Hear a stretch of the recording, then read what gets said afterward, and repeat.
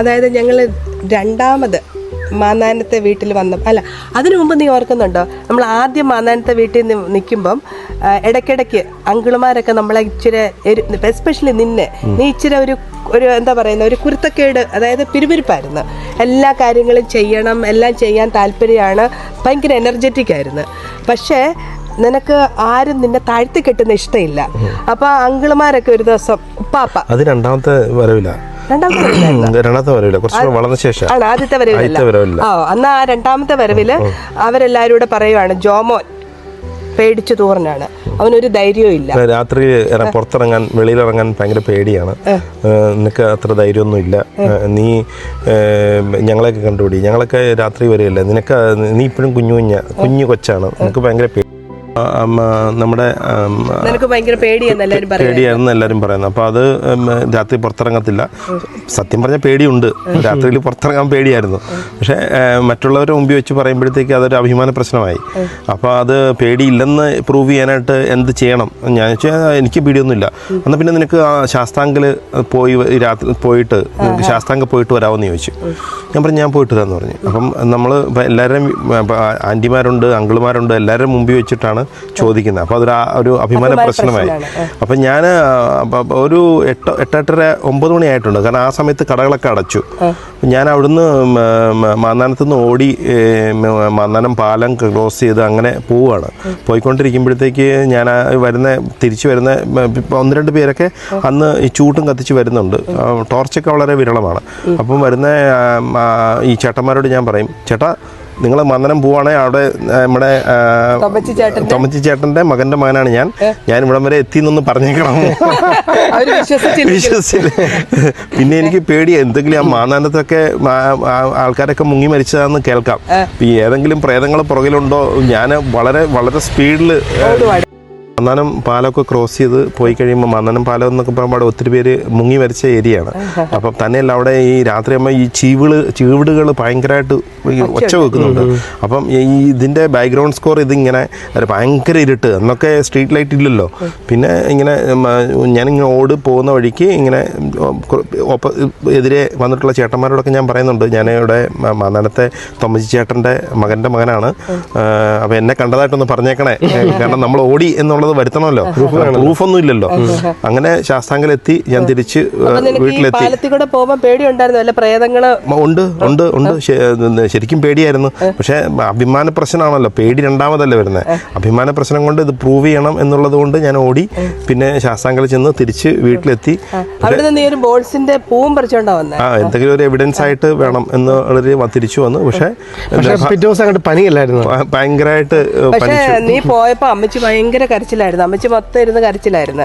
പക്ഷെ അതും കൂടി അല്ല, നീ പോയ പുറകെ തന്നെ അച്ചാച്ചയുടെ അനിയൻ പാപ്പ പുറകെ വരുന്നുണ്ടായിരുന്നു. നീ സേഫ് ആണെന്ന് അറിയാം, നിന്നെ തന്നെ വിട്ടില്ല. പക്ഷെ എനിക്കറിയില്ല, പുറകെ ആരും ഇല്ല എന്നുള്ള രീതിയിലാണ്, പേടിച്ചാണ് ഞാൻ ഓടിയത്.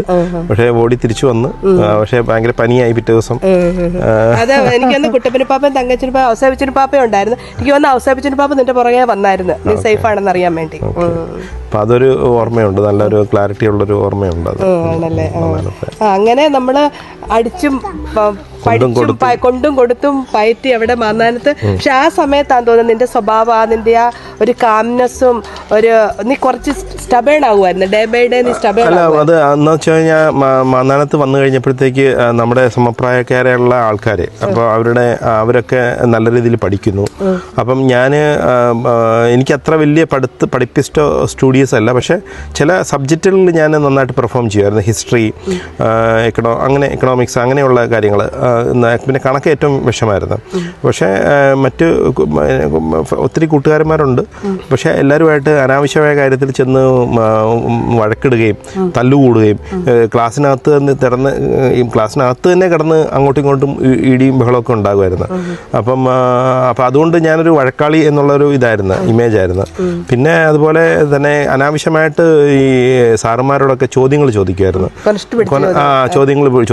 അപ്പം ആരെങ്കിലും 3 4 പേര് ഒരു ആൻസർ പറഞ്ഞ് ഒരു സാറ് ഒരാളെ അടിക്കുകയാണെങ്കിൽ ഞാനത് എന്താ സാറേ പുള്ളിക്ക് അവനെ മാത്രം അടിച്ചേ എന്ന് പറഞ്ഞ് ഞാൻ അടികൊള്ളുമായിരുന്നു.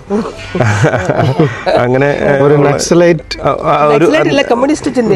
കമ്മ്യൂണിസത്തിന്റെ ഉണ്ട്. അത് കാരണം എന്തും ചോദ്യം ചെയ്യണം. കാരണം അച്ചാച്ച അങ്ങനെയാണ് പഠിപ്പിച്ചത്, എന്തും ചോദ്യം ചെയ്യണം എന്നുള്ള ഒരു രീതിയിൽ ആത്മാഭിമാനത്തോടുകൂടി നിൽക്കണം എന്നുള്ള അതിൽ റബല്യസ് ആയിട്ടുള്ള നേച്ചറായിരുന്നു. നീ ഒരു 4ലും 5ലും 6ലും ഒക്കെ പഠിക്കുമ്പം ഇത് വഴക്കാളി, എനിക്ക് തന്നെ എൻ്റെ സഹോദരൻ എന്ന് പറയാൻ എനിക്ക് മെയിൻലി തക്കാളിയുടെ പെങ്ങളെന്ന് വിളിക്കുന്നത് എനിക്ക് ഇഷ്ടമില്ലായിരുന്നു. പിന്നെ ഞാൻ നോക്കുമ്പോൾ നീ ഓൾ ഓഫ് എ സഡൻ ഒരു ചേഞ്ച് വരുന്നു. അതെങ്ങനെയാണ് സംഭവിച്ചത്? അപ്പം ഈ ഒത്തിരി തല്ലുകൊണ്ട് കഴിയുമ്പോൾ ആരും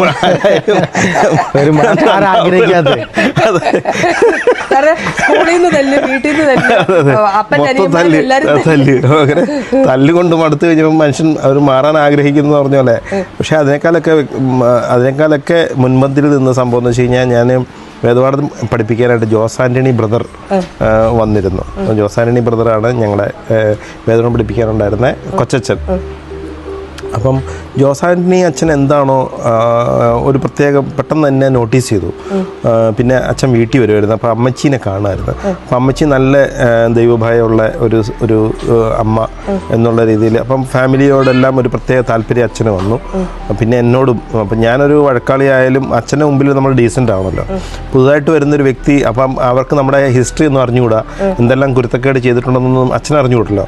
അപ്പോൾ അച്ഛൻ്റെ മുമ്പിൽ നല്ല കുട്ടിയായിട്ട് അങ്ങനെ ശ്രമിച്ച് ഒരു സ്ലോലി ആ ഒരു നല്ല വശങ്ങൾ ഡെവലപ്പ് ആവാൻ തുടങ്ങി. അപ്പോൾ അച്ഛൻ ഒത്തിരി കാര്യങ്ങൾ ഇംഗ്ലീഷ് പഠിപ്പിക്കാനായിട്ടായാലും ഓക്കെ. ഞാൻ ആദ്യമായിട്ട് ഉണ്ണികളെ ഒരു കഥ പറയാം എന്നുള്ളൊരു സിനിമ കാണാൻ പോയത് എൻ്റെ കൂടെ ഉണ്ടായിരുന്ന ബിനു കുര്യൻ, പിന്നെ വേറെ ഒരു ബിനു ഉണ്ടായിരുന്നു. അപ്പം ഞങ്ങൾ 3 പേർക്കും അച്ഛനാണ് പൈസ തന്നിട്ട് പറഞ്ഞു, മക്കളെ നിങ്ങൾ പോയി കാണ്, അത് കാണേണ്ട പടമാണ്, പിള്ളേർക്കുള്ള സിനിമയാണ്. അപ്പോൾ ആദ്യമായിട്ട് ഞങ്ങൾ കോട്ടയത്ത് ഞാൻ ആദ്യം പോയി കാണുന്ന സിനിമ എന്ന് പറയുന്നത് ഉണ്ണികളെ ഒരു കഥ പറയാം എന്നുള്ള സിനിമയാണ്. അപ്പോൾ അച്ഛനോട് ഒത്തിരി കടപ്പെട്ടിരിക്കുന്നു. അച്ഛനാണ് എൻ്റെ ലൈഫിൻ്റെ ഒരു ടേണിംഗ് പോയിന്റ് എന്ന് പറയാം. അപ്പോൾ അവിടെ നിന്ന് കുറച്ച് നല്ല ഗുണങ്ങളൊക്കെ ഡെവലപ്പായി, കുറച്ച് പഠിത്തത്തിലൊക്കെ ശ്രദ്ധിച്ചു. അങ്ങനെയാണ് 10ഒക്കെ പാസ്സായത്. പിന്നെ ജോമോനെ, എനിക്ക് എൻ്റെ ഓർമ്മയിൽ പല പ്രാവശ്യം അച്ചാച്ചൻ്റെ സ്കൂളിൽ വിളിപ്പിക്കുന്നതൊക്കെ നിനക്ക് ഓർമ്മയുണ്ടോ? അല്ല, പല കംപ്ലൈൻറ്റുണ്ടല്ലോ. അമ്മച്ചിയാണ് സാധാരണ വരിക. കാരണം അച്ചാച്ചനെ വിളിപ്പിച്ചാലും ഞാൻ പറയാറില്ല. അപ്പോൾ അമ്മച്ചിയോട് പറഞ്ഞ് അമ്മച്ചിയാണ് ഇടയ്ക്ക് സ്കൂളിൽ വരാറ്. അമ്മച്ചിനെ സോപ്പിട്ട് അമ്മച്ചിയാണ് വരാറ്. അപ്പോൾ അമ്മച്ചി വന്ന് സാറുമാരോടൊക്കെ സംസാരിച്ച് അമ്മച്ചി തിരിച്ചു പോകും. പിന്നെ ഞാൻ അമ്മച്ചിനെ സോപ്പിട്ട് ആ പ്രശ്നം സോൾവ് ആക്കും. പക്ഷേ ഒരു മേജറായിട്ട് എന്തോ ഞാൻ അനാവശ്യമായിട്ട് എന്തോ പറഞ്ഞു എന്ന് പറഞ്ഞ് NCC ആയിട്ട് ബന്ധപ്പെട്ട് എന്തോ ഒരു ഇഷ്യൂ ഉണ്ടായി. അപ്പോൾ അങ്ങനെ സാറന്മാർ മടുത്ത് അങ്ങനെ പറഞ്ഞു, അപ്പം നിൻ്റെ അപ്പം വന്നാലേ ഉള്ളൂ ഇനി കയറ്റുള്ളൂ എന്ന് പറഞ്ഞ് അങ്ങനെ അച്ചാച്ചനെ ഗത്യന്തരം ഇല്ലാതെ സ്കൂളിൽ കൊണ്ടുവരേണ്ട വന്നു ഒരു പ്രാവശ്യം. അപ്പോൾ അത് അച്ചാച്ച രാത്രി വന്ന് അതെന്താ ചേച്ചിയുടെ ഓർമ്മയിൽ എങ്ങനെയാണ്? എൻ്റെ ഓർമ്മയിൽ ഞാൻ നോക്കുമ്പോൾ അച്ചാച്ച വന്ന് വളരെ ദേഷ്യപ്പെട്ടിട്ട്, കാരണം അച്ചാച്ചയ്ക്ക് ബിസിനസ് എല്ലാം തകർന്ന് ഒരു നിവൃത്തിയില്ലാതെ ഇനി പിള്ളേരെങ്കിലും പഠിച്ച് രക്ഷപ്പെട്ടിട്ട് വേണം എന്തെങ്കിലും ആവണം എന്ന് വിചാരിച്ചിരിക്കുമ്പോഴാണ് മൂത്ത മകനെ പറ്റി എപ്പോഴും അവിടെ ചെന്നപ്പോഴാണ്. കാരണം പല പ്രാവശ്യം അമ്മച്ചി സ്കൂളിൽ എത്തുമെങ്കിലും അച്ചാച്ചയ്ക്ക് ഇതൊന്നും അറിയത്തില്ലായിരുന്നു. അമ്മച്ചി മറിച്ച് വെച്ചു. അപ്പൊ സ്കൂളിൽ ചെന്നപ്പം ടീച്ചേഴ്സ് എല്ലാം അങ്ങോട്ട് പറഞ്ഞു. അപ്പൊ അച്ചാച്ച ഓർത്ത് ഇനി ഇവനിലും എൻ്റെ ഹോപ്പ് പോയി, ഇനി എന്ത് ചെയ്യും എന്നോർത്ത് എനിക്ക് വന്ന അത് കഴിഞ്ഞ് പുള്ളി പോയി കുറെ കുടിച്ചിട്ട് വന്നിട്ട് ഞാൻ കാണുന്നത് നിന്നെ ഇങ്ങനെ തൊട്ടിയില്ല, പണ്ട് കുട്ടികളെ തൊട്ടി അങ്ങോട്ട് കട്ട് ചെയ്ത് ആ കയറയിൽ നിന്റെ 2 കൈയും ഇങ്ങനെ കെട്ടിത്തൂക്കി. അപ്പൊ ഇങ്ങനെ കെട്ടിത്തൂക്കിയത്, പക്ഷെ ഉപ്പാപ്പ കെട്ടിത്തൂക്കിയതേ ഉള്ളു, തൂക്കി അവിടെ നിൽക്കാൻ സമ്മതിച്ചില്ല. ഉപ്പാപ്പ എല്ലാം വന്ന് പെട്ടെന്ന് പിടിച്ച് കട്ട് ചെയ്ത് മാറ്റി. നിന്നെ അങ്ങനെ തൂക്കിയൊന്നും ഇട്ടില്ല. പുള്ളി ദേഷ്യം കൊണ്ട് തൂക്കി അടിക്കാനായിട്ടായിരുന്നു പ്ലാന്. പക്ഷെ എനിക്കൊന്ന് അവസാനിച്ചു ഉപ്പാപ്പന്മാരെല്ലാരും കൂടെ വന്ന് പെട്ടെന്ന് അതെല്ലാം കട്ട് ചെയ്ത് നിന്നെ കൊണ്ട് അടുപ്പിച്ചൊന്നുമില്ല, പെട്ടെന്ന് തന്നെ മാറ്റി. പിന്നെ ഞാൻ അറിയുന്നത്, അപ്പം പിന്നെ എനിക്കൊരു ക്യൂരിയോസിറ്റി ആയിരുന്നു. രാവിലെ എഴുന്നേൽക്കുമ്പം നിങ്ങൾ രണ്ടും ഭയങ്കര കൂട്ട്, അച്ചാച്ചൻ നീയും നന്നായിട്ട് സംസാരിക്കുന്നു, എന്താ മറിമായ എന്താ സംഭവിച്ചതെന്ന് ഞാൻ നിന്നോട് ചോദിക്കുക. അപ്പം നീ എന്നോട് പറഞ്ഞത് അന്ന് വൈകിട്ട് പിന്നെ അച്ചാച്ചി അവിടെ കിടന്ന് കരഞ്ഞപ്പം നീ കരയുമായിരുന്നു. നീ ചെന്ന് അച്ചാച്ചയുടെ ഒപ്പം കരഞ്ഞ് കെട്ടിപ്പിടിച്ച് ക്ഷമ ചോദിച്ച്. പിന്നെ എൻ്റെ അഭിപ്രായത്തിൽ അവിടെ നിന്നാണ് നീ നന്നാകുന്നത്. പിന്നെ ഞാൻ നിന്നിലധികം ചീത്ത സ്വഭാവം ഒന്നും കണ്ടില്ല. നീ പിന്നെ പഠിക്കാനൊക്കെ തുടങ്ങി. അവിടുന്ന് പിന്നെ ഒരു അത്ഭുതമായിരുന്നു ബാക്കി എല്ലാ കാര്യങ്ങളും. നിനക്ക് തന്നെ സ്വയമായിട്ട് നന്നാകണമെന്ന് തോന്നി, നീ പഠിക്കാൻ തുടങ്ങി. പിന്നെ അങ്ങനെയാണ് പിന്നെ കോളേജിലോട്ടൊക്കെ പോയതൊക്കെ. അയ്യോ, നമ്മളിപ്പോൾ അങ്ങോട്ട് സംസാരിച്ച് മടുത്ത് ഒരു കരിക്ക് കിട്ടിയാലോ എന്ന് ആലോചിച്ചതേ ഉള്ളൂ. Thank you. ഓ താങ്ക് യു. ഒരു കരിക്ക് കിട്ടിയാലോ എന്നിങ്ങനെ ആലോചിച്ചത്. Thank you. കിട്ടി. നാട്ടിൽ വരുമ്പോഴത്തേക്ക് ഇങ്ങനെ നാട്ടിലെ തെങ്ങിൽ നിന്ന് കരിക്കിട്ട് കുടിക്കുക എന്ന് പറയുന്നത് വളരെ, നിങ്ങൾ ഓർക്കുന്നുണ്ടോ അന്ന് പണ്ട് നമ്മൾ ആ ശാസ്താംഗയിൽ ഇങ്ങനെ പോകുമ്പോൾ തേങ്ങയൊക്കെ വീഴുമ്പോൾ അതെല്ലാം പൊട്ടിച്ച് അവിടെ ഇരുന്നോണ്ട് ഇങ്ങനെ കഴിക്കുന്നത്. ഇപ്പം നമ്മൾ രണ്ടാമത് മാന്നാനത്ത് വന്നെന്ന് പറഞ്ഞാൽ നമുക്കെല്ലാവർക്കും മാനസികമായിട്ടും ഫൈനാൻഷ്യൽ എല്ലാം കൊണ്ടും ഭയങ്കര ഒരു ട്രോമ ആയിരുന്നു. കാരണം അച്ചാച്ചയുടെ പല ബിസിനസ്സും ചെയ്ത് അതെല്ലാം തകർന്ന്, കോൺട്രാക്റ്റ് തകർന്നു, വിറക് കച്ചവടം നടത്തി പലതും. അപ്പം അങ്ങനെ ഇരിക്കുന്ന സമയത്ത് പിന്നെ നമ്മൾക്ക് എങ്ങനെയെങ്കിലും സർവൈവ് ചെയ്യുക എന്നുള്ളതായിരുന്നു.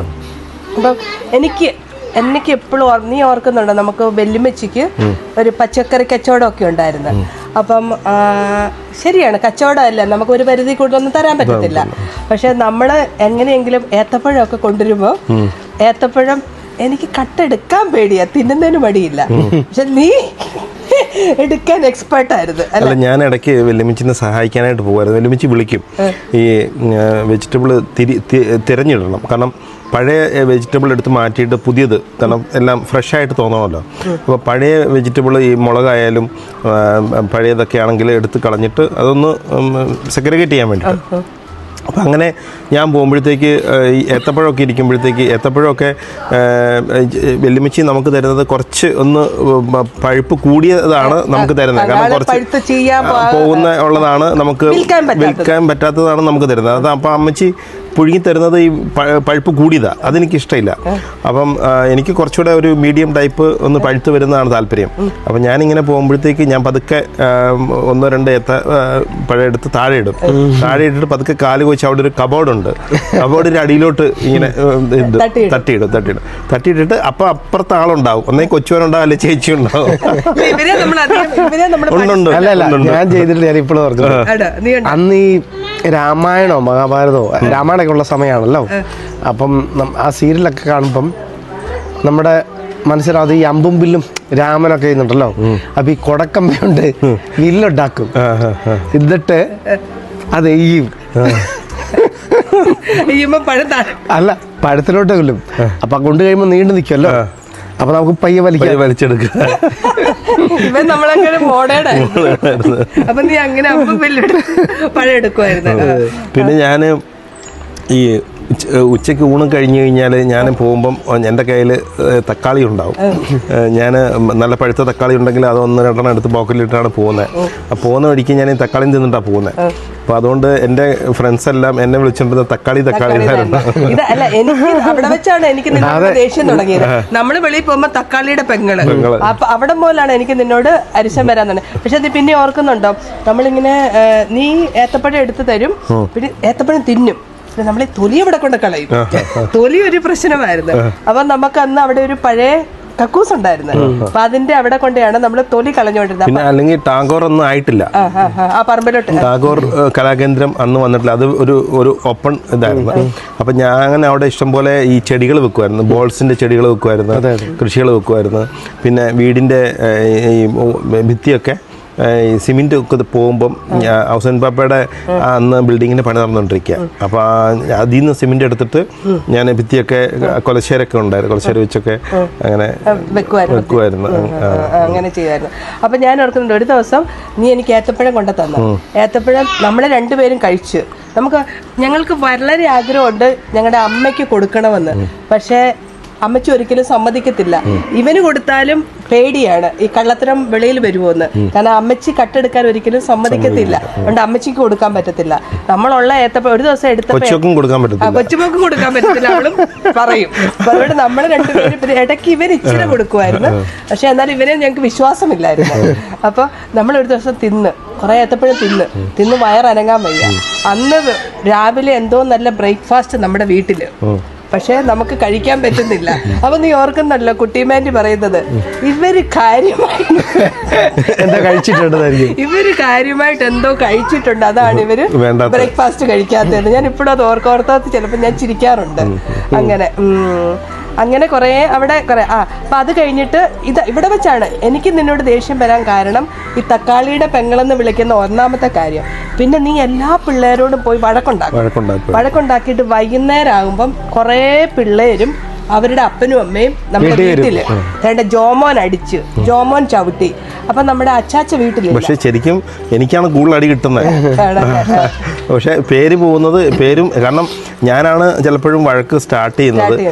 അങ്ങനെ അപ്പം കാരണക്കാരൻ ഞാനാണ്.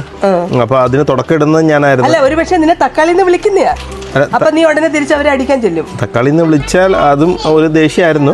അപ്പൊ അങ്ങനെ പക്ഷെ അന്നത്തെ കാലത്ത് എന്തെങ്കിലും ചെറിയ കാര്യങ്ങൾ മതി അങ്ങോട്ടും ഇങ്ങോട്ടും പറഞ്ഞ് വഴക്കായം. കാരണം അന്ന് ക്രിക്കറ്റ് കളിയുണ്ട്. അപ്പൊ അങ്ങനെയൊക്കെയുള്ള അതുമായിട്ട് ബന്ധപ്പെട്ട പിന്നെ ക്ലാസ്സിലെ അങ്ങോട്ടും ഇങ്ങോട്ടും പറഞ്ഞ് എന്തെങ്കിലും വലിയ കാര്യമൊന്നും വേണ്ട വഴക്കുണ്ടാക്കാനായിട്ട്. ഒരു ഹോബി എന്നുള്ള നിലയ്ക്കായിരുന്നു വഴക്ക്. പക്ഷെ അത് പിന്നെ വലുതായി വീട്ടിലെത്തി കഴിയുമ്പോ അച്ചാച്ച വീട്ടിലില്ല. അപ്പൊ പിന്നെ ഉപ്പാപ്പന്മാരെല്ലാം എടുത്തിട്ട് നിന്നെ അടിക്കും. അപ്പൊ അമ്മച്ചിക്ക് ഇതെല്ലാം കാണുമ്പോ അമ്മച്ചിക്ക് ഭയങ്കര സങ്കടമായിരുന്നു.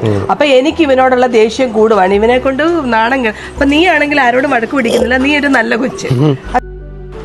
ഓക്കെ, അങ്ങനെ സംഭവ ബഹുലമായ ഞങ്ങളുടെ ചെറുപ്പകാലം. ഇപ്പം ചെറുപ്പകാലത്തിൽ പറയുവാണെങ്കിൽ ഇവന് എപ്പോഴും ഒരു അപകർഷതാബോധം ഉണ്ടായിരുന്നു. കളറ് കുറവാണെന്ന്. ഇവനൊന്ന് വെളുക്കണോന്ന് ആഗ്രഹത്തിൽ ചരലും. അത് ആൻറ്റി ഉണ്ട്, ഗ്രേസി ആൻറ്റി ഉണ്ട്. ഗ്രേസി ആൻറ്റിയോ അതോ അമ്മച്ചിയുടെ ആൻറ്റിമാരാണ് പറഞ്ഞത്. ഈ ചൂടുവെള്ളത്തിൽ ചരൽ വെച്ചിട്ട് മണലുണ്ടല്ലോ, അന്ന് ചരൽ തന്നെ വലുതാണല്ലോ, മണൽ വെച്ചിട്ട് ശരിക്ക് ചകിരി വെച്ച് ഉരച്ചാൽ കാരണം ദേഹത്തുള്ള ചെളിയെല്ലാം പോകുമല്ലോ. ട്രൈ ചെയ്തോ? അപ്പം അങ്ങനെ ട്രൈ ചെയ്തിട്ടുണ്ട് അന്നത്തെ കാലത്ത്. ഒരു കോംപ്ലക്സ് ഉണ്ടായിരുന്നു, കാരണം കറുത്ത എന്നുള്ളൊരു കോംപ്ലക്സ് അന്ന് ഉണ്ടായിരുന്നു. അപ്പോൾ അതെല്ലാ കോംപ്ലക്സിൻ്റെയും കൂടെ തന്നെ. കാരണം വീട്ടിലാണെങ്കിൽ അത്ര കഴിവൊന്നുമില്ല, പിന്നെ സ്കൂളിലാണെങ്കിലും മറ്റു കുട്ടികളുമായിട്ട് നോക്കുമ്പം ഒരു നല്ല ഡ്രസ്സോ അല്ലെ നല്ല പുസ്തകങ്ങളോ നോട്ട്ബുക്കോ അങ്ങനെയുള്ള അതിൻ്റെതായ പരിമിതികളുള്ളതുകൊണ്ട് ഒരു കോംപ്ലക്സ് ഉണ്ടായിരുന്നു, ഇൻഫീരിയോറിറ്റി കോംപ്ലക്സ് ഉണ്ടായിരുന്നു. പക്ഷേ ആ ഇൻഫീരിയോറിറ്റി കോംപ്ലക്സ് മറയ്ക്കാൻ വേണ്ടിയിട്ട് ഞാൻ വലിയ സംഭവമാണെന്ന് പുറമേ കാണിച്ച് അതിൽ നിന്നാണ് പലരുമായിട്ട് ഇങ്ങനെ വഴക്കും ഒക്കെ ഉണ്ടാകാനുള്ള ഒരു കാരണം എന്ന് പറഞ്ഞാൽ. പക്ഷെ പിന്നീട് വളർന്നു വന്നു കഴിഞ്ഞപ്പോഴത്തേക്ക് നമ്മൾ സ്വയം അതിലൊരു കോൺഫിഡൻസ് ഡെവലപ്പ് ചെയ്യാനായിട്ട് ഈ പറഞ്ഞ ജോസച്ചനുമായിട്ടുള്ള ഇൻട്രാക്ഷനും പിന്നെ മറ്റ് കൂട്ടുകാരും ഒക്കെ ആയിട്ട് വന്നപ്പോഴത്തേക്ക് പൊതുവെ ആ ഒരു കോൺഫിഡൻസ് നമുക്ക് വർദ്ധിച്ചു. ആ കോൺഫിഡൻസിലാണ് ജീവിതം മുന്നോട്ട് പോയത്. അപ്പം നിനക്ക് എന്തെങ്കിലും പ്രത്യേകിച്ച് പറയാനായിട്ടല്ല ഞങ്ങളുമായിട്ടുള്ള പഴയ ഓർമ്മകൾ മറ്റെന്തെങ്കിലും? ഞങ്ങൾ നിന്നെ സപ്പോർട്ട് ചെയ്തോ? എങ്ങനെയായിരുന്നു വളർന്നു വന്നപ്പോൾ? എനിക്ക് തോന്നുന്നു ഞാനൊരു വളർന്നൊക്കെ വരുന്ന സമയമായപ്പോൾ നിങ്ങൾ രണ്ടുപേരും അവിടെ ഇല്ല. ചേട്ടായി പഠിക്കാനായിട്ട് പോയി, ചേച്ചിയും നേഴ്സിങ്ങിന് പോയി, പിന്നെ ഞാൻ ഒറ്റയ്ക്കായിരുന്നു. നിന്റെ എങ്ങനെ ഉണ്ടായിരുന്നു നിന്റെ അവിടുത്തെ ജീവിതമൊക്കെ? അവിടെ ഭയങ്കര സ്ട്രഗിൾ ആയിരുന്നു. എന്ന് പറഞ്ഞ പോലെ അച്ചാച്ച അതിന് ഷെയർ ചെയ്യാൻ വേറെ ആരും ഇല്ലായിരുന്നു ഷെയർ ചെയ്യാനായിട്ട്. അമ്മച്ചി സ്ട്രഗിൾ ചെയ്യുന്നു, അച്ചാച്ച വേറൊരു രീതിയിൽ. പിന്നെ എന്തോ ദൈവാനുഗ്രഹം കൊണ്ട് അമ്മച്ചിയുടെ പ്രാർത്ഥന കാര്യങ്ങൾ കൊണ്ട് അങ്ങനെ ഒരു ചീത്ത കൂട്ടിയിട്ടൊന്നും അന്ന് പോയിട്ടില്ല. അന്ന് എന്താ പറയുക, പള്ളിയിൽ കുർബാനയ്ക്ക് കൂടുവും പിന്നെ കൊയറിൽ പാടാൻ പോകുന്നതും അതൊക്കെ ഓർക്കുന്നു. അപ്പൊ അങ്ങനെ അതൊക്കെ നല്ലൊരു പോസിറ്റീവ്. ഞങ്ങൾ പോയതിനു ശേഷം അച്ചാച്ചയുടെ കൂടിയതേ ഉള്ളൂ. അതെ, കൂടിയതേ ഉള്ളൂ. പക്ഷെ ഒരിക്കലും നിനക്ക് തോന്നിയിട്ടില്ല എനിക്ക് കുടിക്കണമെന്ന്? അങ്ങനെ ഇല്ല, തോന്നിയിട്ടില്ല. എനിക്ക് തോന്നിയിട്ടുള്ളത് കുടിക്കല്ലെന്നാ. കാരണം നമ്മൾ കുടിച്ച ഒരാൾ കാണിക്കുന്ന എന്താ അവരുടെ ബിഹേവിയറും ഇതെല്ലാം നമ്മൾ ഓൾറെഡി നേരിട്ട് കാണുവാണല്ലോ. അപ്പം അത് ആ കുടിക്കുന്ന ഒരാൾ കൊണ്ട് ആ ഫാമിലിക്ക് എന്തേലും ബുദ്ധിമുട്ടുണ്ടാവുന്നു, അവരെന്തേലും സ്ട്രഗിൾ ചെയ്യുന്നു, അവരുടെ വൈഫ് അല്ലെങ്കിൽ അവരുടെ ചിൽഡ്രൻ കുട്ടികൾ എന്തേരം സ്ട്രഗിൾ ആവുന്നു, അതുപോലെ തന്നെ അവരെ എന്തേരം ബാഡായിട്ട് അഫക്റ്റ് ചെയ്യുന്നു. അപ്പം ഇതൊക്കെ നമുക്ക് സ്വന്തം അനുഭവം ഉണ്ടല്ലോ. അപ്പോൾ അങ്ങനെ വന്നപ്പോൾ ഞാൻ വിചാരിച്ചു ഞാൻ ഇനി ഒരിക്കലും ഞാൻ കുടിക്കത്തില്ല, ഇനി എൻ്റെ വൈഫും പിള്ളേരും അങ്ങനെ ഉണ്ടാവും. അങ്ങനെ ഫ്യൂച്ചറിൽ അവരും ഞാൻ മുഖേന അങ്ങനെ ഞാൻ കുടിച്ചുകൊണ്ട് ഒരു പ്രശ്നം ഉണ്ടാകത്തില്ല എന്ന് അന്ന് ഡിസിഷൻ എടുത്തു. അപ്പം അത് ഇതുവരെ അപ്പം നിങ്ങൾക്ക് രണ്ടുപേർക്കും അന്ന് ആ പ്രയാസത്തിലും ബുദ്ധിമുട്ടിലും ഒക്കെ ഇനി ഇതുപോലെ തന്നെ അങ്ങ് നശിച്ചു പോട്ടെ എന്ന് ഒരിക്കലും ചിന്തിച്ചില്ല. ഇതിൽ നിന്ന് രക്ഷപ്പെടണം, എനിക്ക് രക്ഷപ്പെടണം, എൻ്റെ കുടുംബത്തെ രക്ഷപ്പെടുത്തണം, നല്ലൊരു ഭാവി വേണം, അതായിരുന്നു നിങ്ങളുടെ ചിന്ത. അതെ, അത് മെയിൻലി അമ്മച്ചിയുടെ ഒരു എന്താ പറയുക പ്രാർത്ഥന, അമ്മച്ചി പ്രാർത്ഥനയും അമ്മച്ചി ഒത്തിരി ബുദ്ധിമുട്ടും പ്രയാസവും അനുഭവിച്ച് കടന്നു പോകുമ്പോഴും മക്കളെ അത് അറിയിക്കാതെ മക്കൾക്ക് വേണ്ടി ജീവിച്ച് മക്കൾക്ക് വേണ്ടി പ്രാർത്ഥിച്ചു. അപ്പം ആ ഒരു കുടുംബം എന്നുള്ളത് സ്വന്തം അപ്പൻ, അമ്മ, സഹോദരി, സഹോദരൻ, അനിയത്തി എന്നുള്ള ആ ഒരു ബോധം ഉള്ളിലോട്ട് വന്നത് അമ്മച്ചിയുടെ ഇടപെടലാണ്. അമ്മച്ചി ഞങ്ങൾക്ക് വേണ്ടി ജീവിക്കുന്നത് കാണുമ്പം നമുക്കും തിരിച്ച് അമ്മച്ചിക്ക് മാക്സിമം എന്ത് ചെയ്യാൻ പറ്റും, പിന്നെ കുടുംബത്തിന് വേണ്ടി എന്ത് ചെയ്യാൻ പറ്റും എന്നുള്ളൊരു ചിന്തയായിരുന്നു മുന്നോട്ട് നയിച്ചത്. അങ്ങനെ അവിടെ നമ്മൾ മാന്നാനത്ത് നിന്ന് നമ്മളെല്ലാവരും പല വഴിക്ക് തിരിഞ്ഞു. അപ്പം അതിനുശേഷം ഇനി അടുത്ത ലക്കത്തിൽ ഞങ്ങൾ എങ്ങനെയാണ് ഇന്നത്തെ നിലയിൽ എത്തിയത് എന്നതിനെപ്പറ്റി അത് നിങ്ങൾക്ക് പ്രയോജനമാകുമെന്ന് വിചാരിക്കുന്നു. അതായത് ഇത് മെയിനായിട്ടുള്ള കാരണം എന്ന് വിചാരിച്ചാൽ നമുക്ക് സ്ട്രഗിൾ ഇല്ലാതെ ഒരു സർവൈവ് ഇല്ല. അപ്പം ഞങ്ങളുടെ സ്ട്രഗിൾസ് എന്തൊക്കെയാണെന്ന് നിങ്ങൾ കണ്ടല്ലോ. ഞങ്ങൾ എങ്ങനെയാണ് അവിടെ നിന്ന് സർവൈവ് ചെയ്ത് അതിന് ഞങ്ങളുടെ ജീവിതത്തിൽ ജോസാലിനി അച്ഛൻ്റെ രൂപത്തിൽ, ഇവൻ്റെ ജീവിതത്തിൽ, എൻ്റെ ജീവിതത്തിൽ ഫിൽസറ്റാമ്മയുടെ രൂപത്തിലും, ഇവൻ്റെ ജീവിതത്തിലും അവനൊരു പാട്ട് അതൊരു ഇതായിരുന്നു. അതുപോലെ തന്നെ മറ്റു പല ഫ്രണ്ട്സും അവനെയും ഹെൽപ്പ് ചെയ്തു.